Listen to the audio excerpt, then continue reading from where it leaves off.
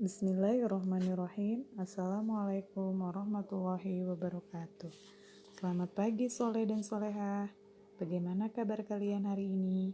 Miss berharap kalian sehat selalu dan tetap semangat walaupun belajar di rumah. Pada hari ini kita akan belajar bahasa Sunda pengajaran 3, yaitu kebiasaan sapopoe.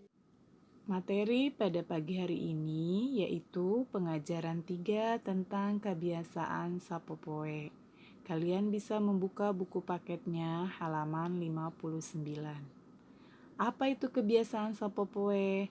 Kebiasaan nyaeta sesuatu anu sok biasa dilakukan. Misalnya diajar, mandi, terus jangan lupa menggosok gigi, membantu ibu mencuci piring, menyapu, dan menyiram.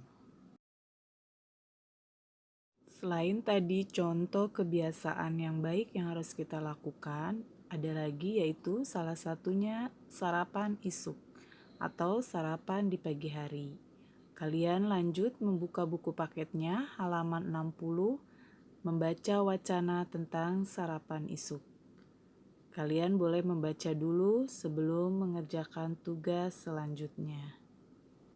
Setelah selesai membaca wacana tentang sarapan isuk, kalian mengerjakan pancen, jawab pertanyaannya 1-5, boleh kalian dikerjakan langsung di buku paketnya.